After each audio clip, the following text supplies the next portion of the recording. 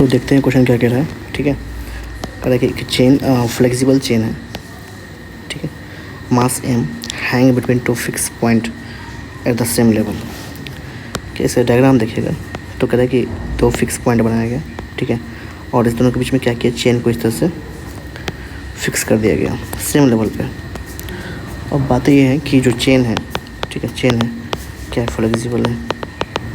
इसका मतलब क्या होता है भाई, फ्लेक्सिबल है तो ऐसे तो रहेगा नहीं।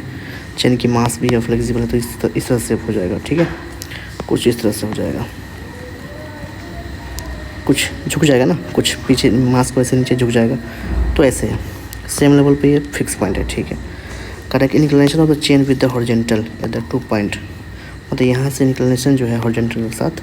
ठीक है, ये कितना एंगल बना रहे हैं, तो चेन जो बना रहे हैं एंगल, ये थोड़ा सा चेन इस तरह से कर ले तो ये 30 डिग्री बना रहे हैं। ठीक है, ऐसे कर दो थोड़ा सा, ये चेन का ये डायग्राम, हाँ चेन का ये पॉइंट देखा तो ये 30 डिग्री बना रहे हैं। ठीक है, ये कितने बना रहे हैं चेन का अगर थोड़ा सा इस तरह से दिखा दे कि चेन के पॉइंट को तो ज़्यादा अच्छा रहेगा। ये 30 डिग्री है, हॉरिजॉन्टल के साथ 30 डिग्री है। ठीक है, तो सपोर्ट वहाँ 30 डिग्री बना रहा है हॉरिजॉन्टल के साथ। ठीक है, तो इस पॉइंट का ये जस्ट लाइक टेंशन हो गया ना, क्योंकि यहाँ पे सपोर्ट है ना, सपोर्ट पे टेंशन होगा तो टेंशन मान लेते हैं इसको, T1 मान लेते हैं या कुछ भी मान लीजिए T1। दोनों सेम टेंशन लगेगा, क्यों, क्योंकि भाई दोनों की सेम लेवल पे है और दोनों ही फिक्स पॉइंट से दोनों एंड ऑफ इसका जो चेन का है बंधा हुआ है वहाँ फिक्स है, तो सेम ही टेंशन लगेगा।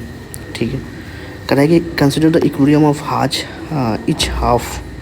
ठीक है, considering equilibrium of each half, यानी कि हमको क्या करना है, एक इसका आधा पार्ट कट कर लेना है, उसके इक्विलिब्रियम पे काम करना है। तो अगर इसका आधा पार्ट को देखें तो कैसा दिखेगा, ये तो ये फिक्स हो गया इस तरह से, स्प्रिंग मतलब स्प्रिंग बार बार बोल दे रहे हैं, सॉरी, चेन है।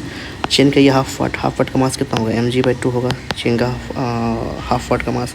और कहाँ देखें, जनरली मिडिल पॉइंट पे दिखा देते हैं, तो ये mg/2 यहाँ पर मिडिल पे लग रहा है। ठीक है, और क्या होगा, और इस पॉइंट का टेंशन हमेशा मास से लगता है। मान लीजिए कि स्प्रिंग का मास है ना हर जगह, तो यहाँ पर टेंशन, एक टेंशन तो इधर दिखा दीजिए T1 चाहे T2 कुछ भी। अब यहाँ पर T1 दिखा, इसलिए यहाँ T2 दिखा दिए।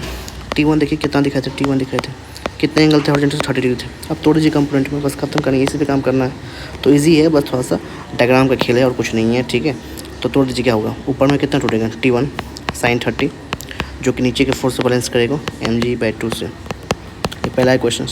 फिर क्या करेगा, इसका एक हॉरिजॉन्टल का टूटेगा कितना, T1 cos 30 डिग्री, समझ रहे ना, इधर टूटेगा तो कॉस लगेगा, ऊपर टूटेगा तो साइन लगता है, ये सब वेक्टर में पढ़े होंगे आप लोग।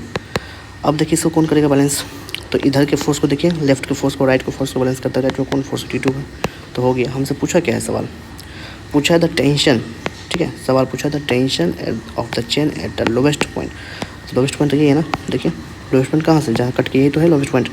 तो लोवेस्ट पॉइंट में टेंशन कितना, T2 दिखाया हमने, तो बस T2 निकालना है, तो निकाल दीजिए कितना हो जाएगा। दोनों को डिवाइड कर तो काम आसान हो जाएगा, tan 30 डिग्री हो जाएगा, और कितना mg/2 tt हो जाएगा, 2T2, ये T2 चाहिए हमसे, कितना होगा tan 30 कितना 1/√3 होता है, तो T2 कितना हो जाएगा, √3 ऊपर चल जाएगा, mg/2। अब देखिए सवाल में किस फॉर्म में दिया गया है, तो ये आपका आंसर हो गया। अगर मान लीजिए mg को w माना है तो w/t लिखेंगे यहाँ